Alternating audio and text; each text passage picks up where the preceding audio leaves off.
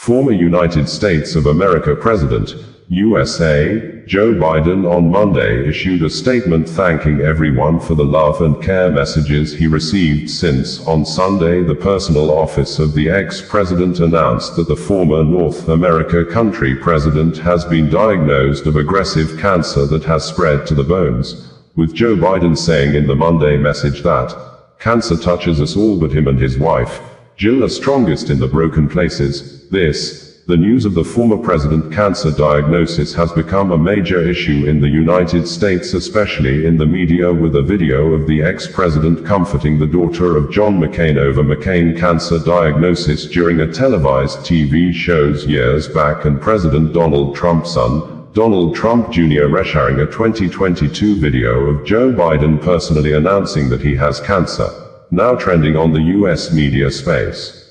Although some observers expressed displeasure over Donald Trump Jr.'s tweet accusing former President Joe Biden of staging a cover-up, after sharing a 2022 video in which the then-president acknowledged having cancer, but his father, President Donald Trump, prayed for the successful recovery of the immediate president.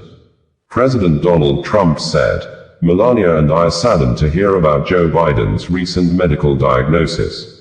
We extend our warmest and best wishes to Jill and the family, and we wish Joe a fast and successful recovery." While the president's son, Donald Trump Jr., had said, "Joe says he had cancer 2 years ago and everyone said it's a gaffe.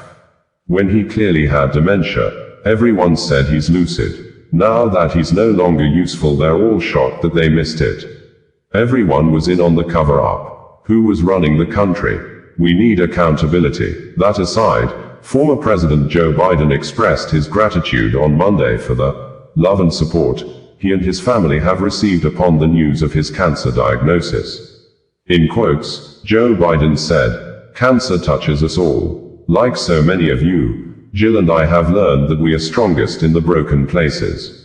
Thank you for lifting us up with love and support." Dobrovsky, founder of the Gen Z Perspective, in a tweet said, "Joe Biden has been diagnosed with prostate cancer." Meanwhile, CNN's Jake Tapper and Axios' Alex Thompson are attacking Biden for struggling to answer questions about his late son Beau in a year-old interview. "The mainstream media has no bottom. Morally reprehensible vultures," added. Former US President Barack Obama said, "Michelle and I are thinking of the entire Biden family. Nobody has done more to find breakthrough treatments for cancer in all its forms than Joe, and I am certain he will fight this challenge with his trademark resolve and grace.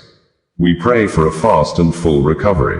Immediate past US Vice President Kamala Harris said, "Doug and I are saddened to learn of President Biden's prostate cancer diagnosis. We are keeping him, Biden, and their entire family in our hearts and prayers during this time. Joe is a fighter, and I know he will face this challenge with the same strength, resilience, and optimism that have always defined his life and leadership. We are hopeful for a full and speedy recovery." U.S. 52nd House Speaker Nancy Pelosi said, "President Joe Biden is a great American patriot. Paul and I join the millions across the country and around the world praying for him to have strength and a swift recovery in the battle against cancer. Sending love to him and his family." Texas author Brittany Bell said, "Joe Biden is battling stage 4 cancer. It's serious, it's human, it's heartbreaking. He's served our country for 50 years and he's fighting for his life. If this were you or your family, you'd want compassion. Mocking this isn't edgy, it's inhumane. Show some respect and decency." It was gathered that Biden was seen last week by doctors after urinary symptoms and a prostate nodule was found. He was diagnosed with prostate cancer on Friday, with the cancer cells having spread to the bone.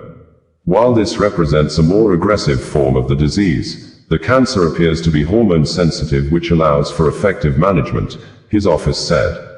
The president and his family are reviewing treatment options with his physicians.